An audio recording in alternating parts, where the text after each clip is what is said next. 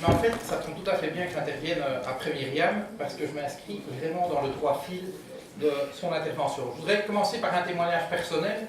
J'étais opéré le 1er juillet d'une hernie discale, donc le 13 juillet au matin, j'étais dans mon lit. Après avoir fait une exception, le 12 juillet, j'étais dans la salle de presse du Conseil européen, le fameux conseil qui a terminé le 13 au matin avec le soi-disant accord.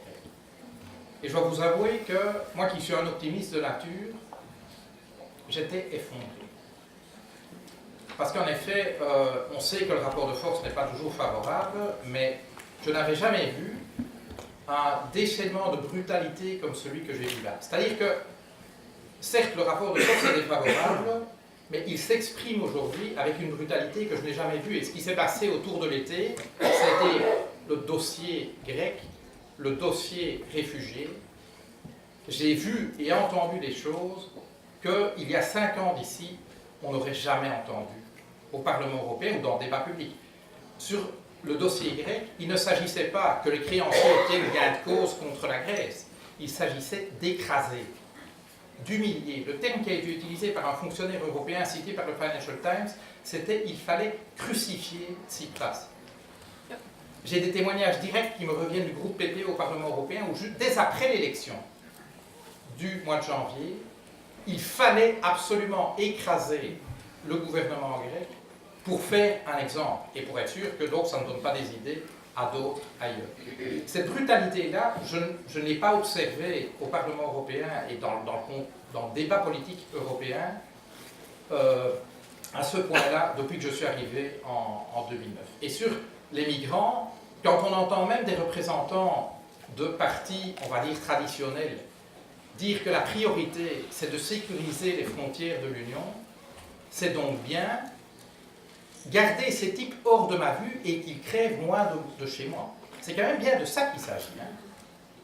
C'est bien de ça qu'il s'agit. Et bien sûr, on entend Marine Le Pen et Nigel Farage dire ça au Parlement européen, mais Michael Orban l'entend comme moi, mais on entend un langage à peine plus policé de la part de certains représentants de partis dits établis. Donc c'est vrai qu'il y a des jours où il y a moyen d'être désespéré. Puis, il y a des jours comme celui-ci, qui, moi, en tout cas, me donnent beaucoup d'espoir. Parce que, qu'est-ce que j'entends depuis le début de l'après-midi, je n'étais pas là ce matin, j'entends Marie-Dominique qui me dit, et je le sais parce que j'ai des collègues allemands, qui me dit, ben, figurez-vous qu'en Allemagne, tout le monde n'est pas derrière Wolfgang Schäuble, Angela Merkel.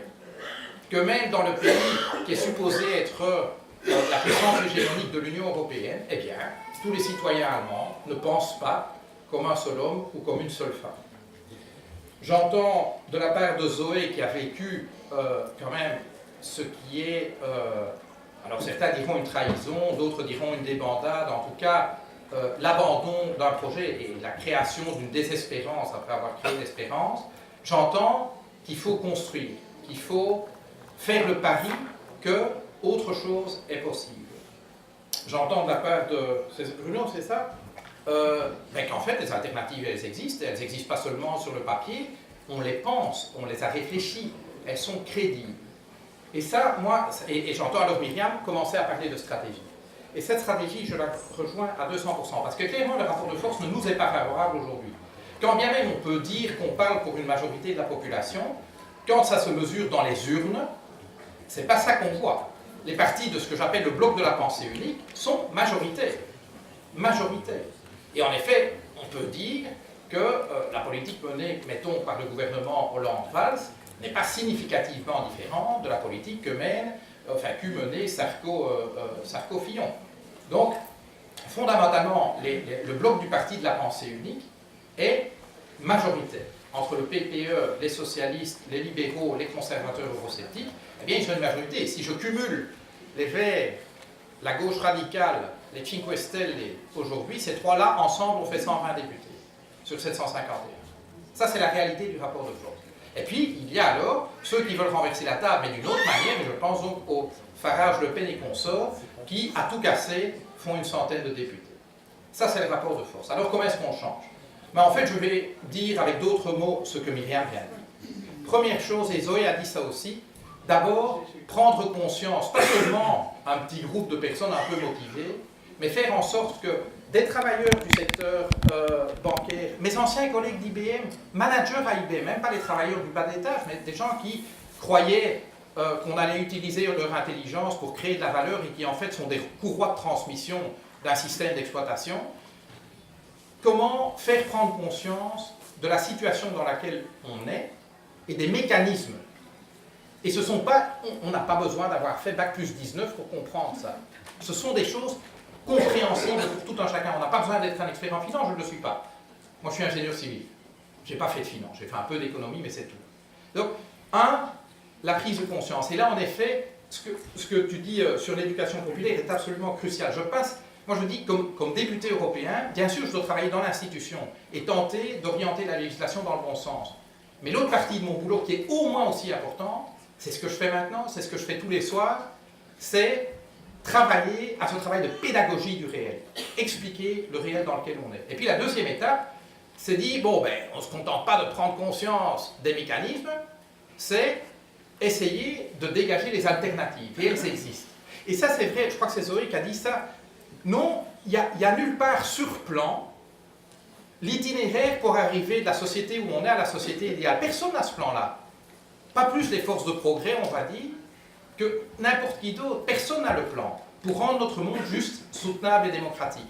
Mais on a quand même une vague idée de la direction dans laquelle il faut aller. Et on a quand même une idée un peu plus précise des premiers pas que nous devons faire pour y arriver. Et c'est ça qui est un premier élément de crédibilisation, c'est-à-dire la force du projet alternatif. Dans toute son imprécision, l'Église des économistes orthodoxes, et je ne peux pas l'appeler autrement, c'est un clergé qui est au service du pouvoir.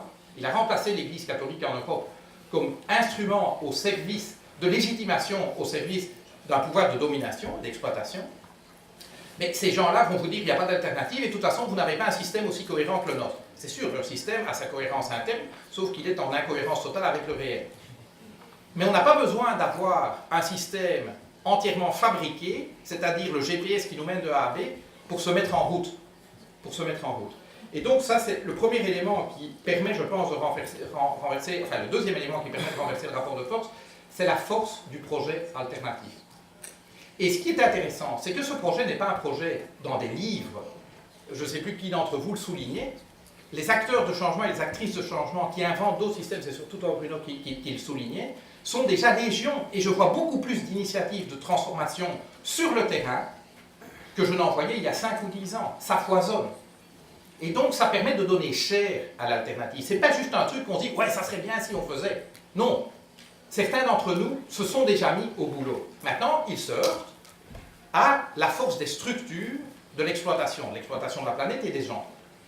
Et là, on ne peut pas se contenter d'une action bottom-up pour parler anglais, mais il nous faut une action top-down. Et c'est là qu'il faut agir dans le système de décision politique. Miguel et moi, nous sommes au Parlement européen, et donc c'est là qu'il faut agir, mais avec un rapport de force qui n'est pas encore là. Alors, si on veut, évidemment, être dans un monde idéal, ben, il faut qu'on ait une stratégie de rassemblement, et c'est le troisième élément, une stratégie de rassemblement. Bien sûr, moi j'ai mes différends, je fissure avec Zoé. Je ne suis pas à 100% d'accord avec Bruno, avec Myriam, avec Miguel, avec Marie-Dominique. Je suis sûr qu'on trouvera des points où on n'est pas d'accord. Si on cherche bien, on les trouvera. Mais ce n'est pas ça l'important. Parce qu'en face, ils rigolent. Quand ils voient les différentes chapelles, sous-chapelles, courants, sous-courants de tout le monde qui aspire à une alternative, se diviser les uns les autres, se taper la gueule, ils se marrent. Et donc la priorité, c'est, et de nouveau je reprends les mots de Myriam, c'est la convergence des luttes, c'est le rassemblement. Nom de Dieu, ce qui nous réunit doit être beaucoup plus fort que ce qui nous divise. Et si on n'est pas sûr à 100% de l'itinéraire, mais qu'on peut déjà se mettre d'accord sur les premiers pas, et sur le diagnostic et sur les premiers pas, ben c'est déjà beaucoup pour avancer. Et on ne rassemble pas si soi-même on n'est pas rassemblé. On ne peut pas rassembler très largement dans la société si les forces qui aspirent au changement sont divisées. Et pour moi, un peu, ce qui me donne à espérer, c'est ce qu'on a fait à Grenoble, c'est ce qu'on a fait à Saragosse, à Madrid, à Barcelone, où des gens comme Podemos, comme les Verts, là où ils existent, comme des mouvements citoyens se sont rassemblés pour gagner. Parce que Myriam a raison, la victoire vient à la victoire. On a besoin de gagner pour se dire oui, c'est possible. Oui, c'est possible. Et donc, c'est ce troisième élément qui, me semble-t-il, est un élément stratégique. En attendant, on n'a pas la majorité. Ce qui ne veut pas dire qu'il faut arrêter d'y travailler. Je continue à croire, enfin moi je m'inscris dans une dynamique de transformation, pas une dynamique de révolution. Même si ce qu'on veut, je dis que c'est un changement du tout au tout, on veut vraiment transformer très profondément le système. Il ne s'agit pas d'améliorer à la marge le système capitaliste qu'on connaît, il s'agit d'en changer, d'accord? Mais par une démarche de transformation. Moi je dis que ceux qui aujourd'hui prônent l'action violente donneront toutes les raisons à ceux qui aujourd'hui ont tous les moyens de répression qu'on leur veut pour gagner, et leur donneront l'excuse d'ailleurs pour imposer de manière plus brutale l'hégémonie de quelques-uns. Et donc, moi je préfère la voie de la transformation. Et donc, il faut continuer à se battre pour obtenir des majorités politiques, et je continue à croire que c'est possible, mais entre-temps, il faut quand même avancer. Et là alors, c'est la stratégie que certains d'entre vous m'ont peut-être déjà entendu développer, c'est la stratégie de la tenaille. C'est combiner le travail de toutes les actrices et tous les acteurs de changement sur le terrain, et on peut appeler ça les mouvements sociaux, avec le travail à l'intérieur des institutions, ne serait-ce que d'une minorité, et nous sommes aujourd'hui une minorité. Et le combiner comment? Eh bien, pour, comment dirais-je, mettre les partis de la pensée unique devant leurs propres contradictions et faire qu'il soit inconfortable pour eux de prendre des décisions qui vont ouvertement à l'encontre de l'intérêt général. J'ai déjà cité l'exemple de la limitation des bonus des banquiers parce que j'y étais et du fait qu'on a imposé aux banques de publier leurs résultats pays par pays, de dire en effet que BNP Paribas a 171 filiales dans des paradis fiscaux, etc. Donc imposer tout simplement aux banques qu'elles disent dans chaque pays sous quel nom elles opèrent, et souvent c'est plus qu'un nom, quel chiffre d'affaires elles font, quel profit elles font, quels subsides elles reçoivent, combien de taxes elles payent, petit détail, et combien de personnes elles emploient. Je peux vous dire que les banques n'en veulent à aucun prix, n'en voulaient à aucun prix, on l'a imposé. Comment est-ce qu'on l'a fait? Eh bien parce qu'on a mis sous pression nos collègues de la pensée unique en disant quoi? Vous voulez vraiment apparaître publiquement comme protégeant le secret, l'opacité fiscale, c'est ça que vous voulez défendre? Ben on va le dire, hein, et alors vous allez vous expliquer, nous on va s'expliquer, et on verra qui aura raison. Et comme ça on a gagné. C'était une petite victoire, mais ça montre qu'il y a moyen. Quand on a imposé la limitation des bonus, c'est la même chose. Quand on a interdit la spéculation à découvert sur la dette publique, c'est comme ça qu'on a gagné aussi. Mais il faut les deux. Parce que, prenons l'exemple d'une bataille qu'on perd, là maintenant, tout de suite, la séparation des banques d'affaires et des banques de dépôt. Un truc que s'il avait été proposé en 2010, la pression citoyenne aurait été à ce point forte que tous les défenseurs des grandes banques systémiques n'auraient rien pu y faire, il fallait prendre la mesure. Sauf que la mesure a été reportée. Une timide proposition a été faite en 2014, juste avant les élections européennes, et elle est aujourd'hui en train d'être enterrée dans l'indifférence générale. Parce qu'aujourd'hui, il n'y a plus aucune pression citoyenne. Donc, Moscovici et tant d'autres, enfin à l'époque où il était ministre des Finances en France, mais tous les grands ministres des Finances de pays où il y a des grandes banques systémiques peuvent en fait, j'allais dire ouvertement, mais en fait, derrière des portes fermées, défendre les intérêts de leurs grandes banques systémiques sans que personne ne dise rien. Il n'y a pas de pression citoyenne. Et donc, ça ne coûte politiquement pas que de protéger les grandes banques systémiques. Par contre, sur le TTIP, et ça, je constate qu'en effet, on ne peut pas mobiliser tout le monde sur tout le temps. Aujourd'hui, je sens que dans la société, le focus de la mobilisation, en tout cas dans des pays comme celui-ci, c'est la lutte contre le traité transatlantique. Eh bien là, moi je pense que c'est une bataille que l'on peut gagner. Je pense que nous pouvons la gagner. Pour toute une série de raisons. Il y a des facteurs qui dépendent de nous, il y en a d'autres qui ne dépendent pas de nous. Mais en tout cas, il y a moyen de gagner cette bataille-là. Et je pense que ceci pourrait être un point de bascule. Un point de bascule. Parce que c'est quelque chose à quoi le monde des multinationales, et comme le disait Myriam, il ne faut jamais oublier que derrière des institutions, ici des entreprises, il y a des personnes. Et là, il suffit de dire Piketty. Je veux dire, à un moment, ça se traduit dans de l'argent qui arrive sur le compte de quelqu'un. D'accord? Et en général, d'un petit nombre de quelqu'un. Eh bien, c'est quelque chose que ce monde-là veut, mais à toute force. Et je pense qu'en tout cas, il y a de plus en plus de pays en Europe où une majorité de citoyens disent jamais.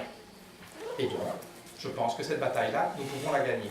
Donc, je rejoins complètement la stratégie qu'a évoqué Myriam. Et donc, en attendant, enfin, pas en attendant, pendant que nous construisons ce qui pourrait être le basculement du rapport de force politique, c'est-à-dire institutionnel, électoral, eh bien, nous jouons de la stratégie de la tenaille, prendre les forces de la pensée unique dans la tenaille entre la force des mouvements sociaux, mais alors, en effet, c'est dans la durée, ça ne peut pas être juste une manif comme ça de temps en temps, et l'action à l'intérieur des institutions de celles et ceux qui déjà, aujourd'hui, œuvrent au changement. Voilà, je vais m'arrêter là. Je ne pas